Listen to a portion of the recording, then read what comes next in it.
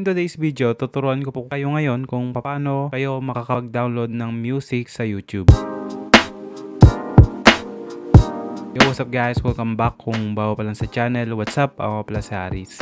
So, tuturuan ko kayo ngayon ng easiest way para makapag-download ng mga music galing kay YouTube ng free.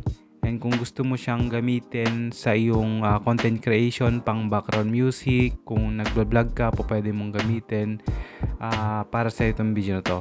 Tuturuan kita kung paano ka po pwede makapag-download gamit lamang yung smartphone. So una sa lahat, kinakailangan mong gumamit ng browser. Yung browser na ginagamit mo is po pwede, no? So pinaka-common na ginagamit natin is si Google Chrome. So gagawin lang natin guys, open lang natin yung browser na gamit natin and then open natin si YouTube. Tap natin ang www.youtube.com. Ayan. So pagka-type natin ng ganyan, ilalagin lang natin yung YouTube account natin dito. So tap natin yung profile, tapos ilagin lang natin yung YouTube natin dito sa Google Chrome. So once na napunta na siya dyan or na-login na natin yung YouTube natin dito sa browser, next na gagawin natin is open tayo ng panibagong tab, tapos i-type natin tong studio.youtube.com. Yan, type lang natin ang studio.youtube.com and then ayan. So, kapag ganito yung nagpakita, try out the YouTube app. So, piliin natin yung nandito sa baba, itong continue to YouTube Studio. And then, dito pa rin tayo sa Google Chrome. Okay, para hindi tayo ma-redirect kung sakaling naka-install kayo ng YouTube Studio application. And then, pagka na-redirect tayo dito sa studio.com, ayan, ang pupuntahan natin, i-zoom lang natin guys. Makita natin dito yung music icon, no?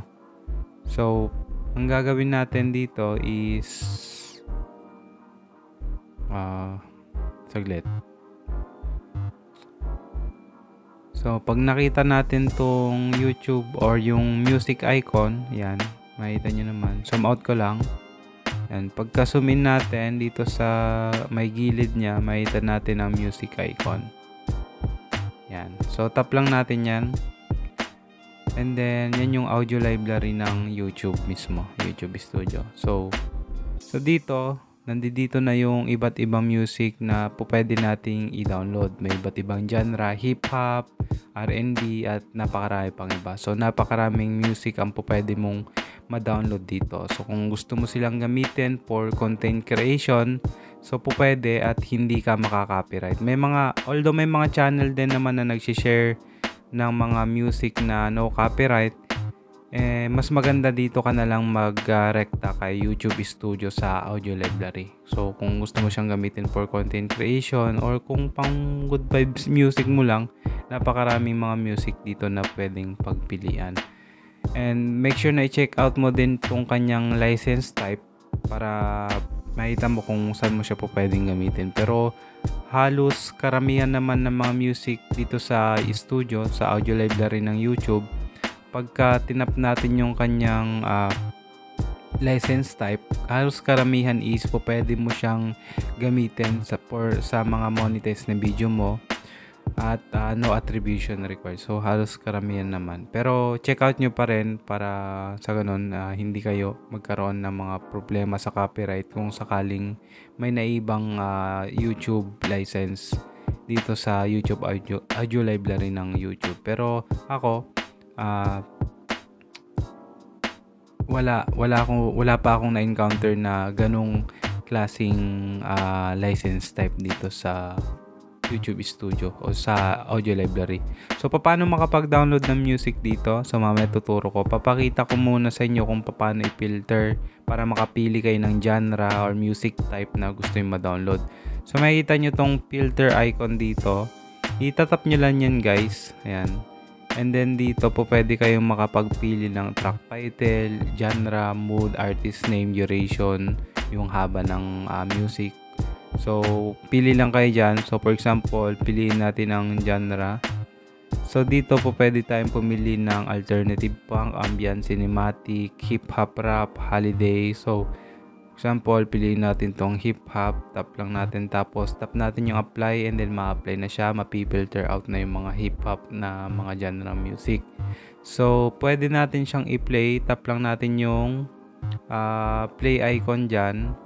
Hindi yung star, yung katabi ng star, yung parang play icon para mapakinggan natin yung music. So, in this video, hindi ko siya maipaparinig sa inyo kasi nga nakagamit tayo ng mic sa ating phone. So, kaya na lang mag-try kung gusto nyo mag-play ng mga music dito. So, maganda yung mga music dito and at the same time, no copyright din. So, pwede sa mga content creation natin, sa mga video natin sa YouTube. Ngayon, paano siya i-download? Example, pili tayo ng, select lang tayo dito ng music. So, example natin tong nasa unahan. Tap lang natin yan. So, pagka-tap natin, mase-select siya. And then, dito sa left side, may magpapakita na download. Ayan. So, kung ano yung sinelect mo, siya lang yung magpapakita ng option na downloads. Try natin tong pangalawa. Select natin. Tap lang natin dito sa may part na to. Kahit hindi na natin i-play. So, make sure na nakaselect lang siya. And then, punta ka dito sa may right side. May magpapakita na ng download. So, tap natin yung download. Ayan. And then, magre-refresh or maglo-loading lang yan. And may magpapakita na ganito. Kasi nga nakapag-download na ako before. So, gagawin ko lang. Tap on download. And then, sa details. So, ayan. Napakabilis lang. Na-download ko na pala siya dati. Okay, Sleeping Away. So, ganun lang. After niya ma-download, pwede siyang maggamitin kung mag-edit na kayo ng mga video nyo. Or kung gusto nyo pang good vibes, pang background music nyo sa mga vlog or pang music nyo lang. So, napakarami po pwedeng pagpilian dito sa audio library ng YouTube. So, ganun lang kasimple mag-download ng music sa YouTube. So, sana nagustuhan nyo yung video natin guys. Kung may mga katanungan po kayo, let me know lang dyan sa comment section. And kung may mga suggestion kayo para sa ating mga future video, comment lang kayo dyan sa comment at nang magawa natin ng mga tutorial video or mga gandong klaseng video. Okay, so yun lang sa'yo mga kaibigan. Again, this is Haris. See you again on the next one. Maraming salamat po. Peace.